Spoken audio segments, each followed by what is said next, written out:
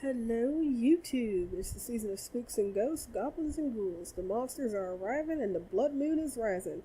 For the first time ever, I am celebrating my favorite time of year on YouTube via a Halloween special. To start with, I'm going to tell you guys an important detail about myself. I love Halloween. There. Done. Now then, I actually want to start this off with a creepypasta. This one is horrifying in its own way. And it's a Slenderman pasta. Fun fact, Slenderman was actually my first creepypasta, followed by Sonic.exe, Tails Doll, and Jeff the Killer. While Slenderman is my all-time favorite, it's old school Slender that I actually like, with Tails Doll being a close second, and my most likely to read. Now, as I enjoy a dose of humor in my horror, you will not be subjected to a lot of purely scary things on here. I enjoy the Halloween season, spooks, scares, and candy like everyone else, while knowing the traditions and trying to adhere to them. As the Halloween season goes on, I'll explain the ones that I know of, and the ones that I don't. Maybe. Probably. And I'll just do the ones that I know. No need to butcher anything, but I'll happily look up the rest. On Halloween itself, however, I may do a stream of the free Slenderman movie for all of us to watch. If not, I'll have a new ritual pasta for you guys to try out. One I know for a fact hasn't been done or uploaded yet. At least none that I can find via the release of this video. Beyond that, expect some spooky gameplay, some new how-tos, a few readings, and much more on the channel. Now sit back, relax, and enjoy the first of many Halloween fun.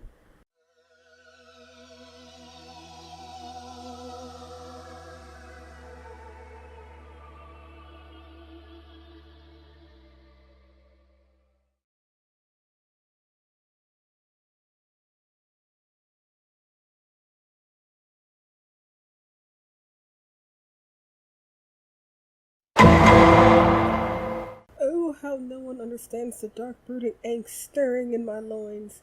I couldn't concentrate in school again today. Thoughts of him distracted me from my composition writing class.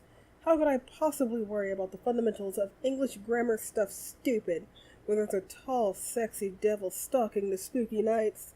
I wish he would stalk me. I know some people say that I am a silly pants, that he would devour my soul or drive me to madness. But they don't understand him like I do. I know he wouldn't do this to me. And how could he? I'm his biggest fan. Oh well, I suppose I'll have to prove them all wrong. Woe is me. Must I be alone for all eternity, doomed to wander the cruel world in my misunderstoodness? I spent the entire afternoon in the cemetery after school today, drawing the sacred symbol on each and every tombstone, the circle of darkness with the X of also darkness, waiting for him to run into my arms. I even wore my outfit, my extra special Sailor Moon miniskirt, and thigh-high socks. I must have ridden my tricycle around those gravestones 1,000 times before I ran out of high C. How could he not be enticed by me? Am I not enticing? Of course I am. It must have been those fart faces who showed up and interrupted my unholy ritual. They called me names, really mean names that cut into my soul like razors. I tried not to cry, but I could not help myself. If you don't stop, shouldn't make fun of the black forces that dwell within me, I yelled at them before they started throwing bananas at me. Bananas that cut deeper than any black razor of blackness. I rode my tricycle home as fast as I could. On the way, I checked my Vampire Pikachu watch. It was almost 6 o'clock. My mom must have been worried sick. But then I got home and she gave me some spaghetti. Yummy. Jesus Christ, what the fuck am I reading? I just took a bubble bath, and now I need to check my email for the rightful acceptance of my creepypasta submission. Let's look. Nothing! Anger and other dirty talk. How could it not be posted yet? I submitted it yesterday afternoon. How long do I have to wait for the world to see my spectacular greatness?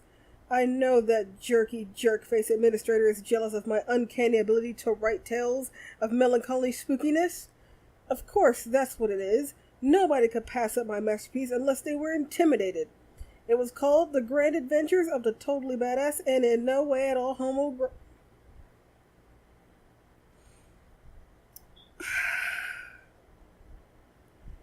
It was called The Grand Adventures of the Totally Badass and in no way at all homoerotic sparkly vampires.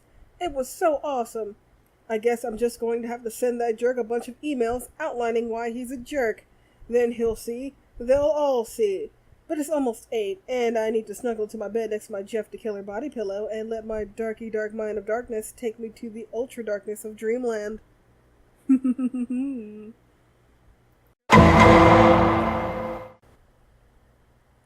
I woke up from that dream again. I just had to write it down this time. It was the one where I'm lying there still in my bed, completely naked, when the wind blows my bedroom window open.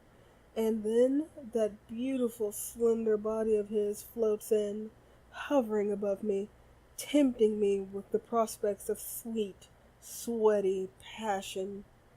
"Come to me, sweet prince," I say to him as he lowers himself gracefully, his black suit stretched tight across his lovely form.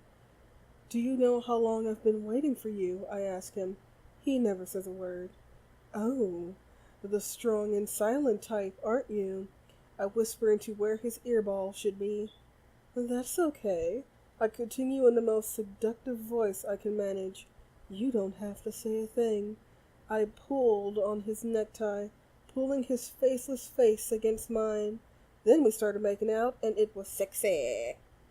Then, after like an hour, I whispered back into his earballs, "How about you take off that suit and show me what those tentacles can really do?" When I woke up, my sheets were all sticky.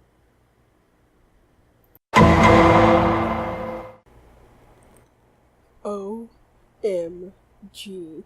I don't even know how to explain it, but after that hot, sticky dream, I just couldn't go back to sleep. So I kind of just stayed awake and sent 50 complaints to that jerk-face administrator when I got this sense, a most arousing sense at that.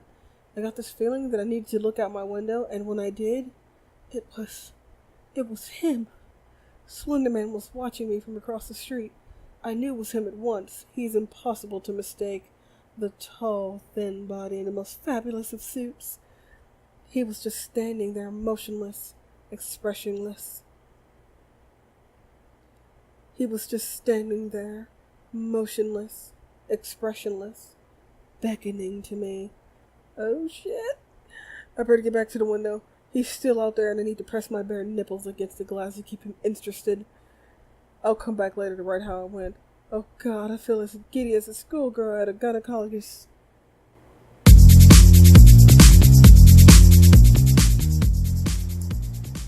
Officer Stinson is standing at the scene of the crime. His partner, Officer Drake, approaches him with a cup of coffee in each hand. "So what in the hell in the hootenanny happened here?" asks Drake as he glances over the carnage. Up high in a tree, sectioned off by yellow hazard tape, is the body of a young boy, his torso impaled on one of the many jagged branches. On the ground beneath him, there are several plastic bags filled with what is assumed to be some of the boy's organs. They include eyes, kidney, liver, pancreas, gallbladder, and several fingers. Officer Stinson hands his partner a piece of paper covered in blood. "We found this nailed to the tree," Stinson said to Drake.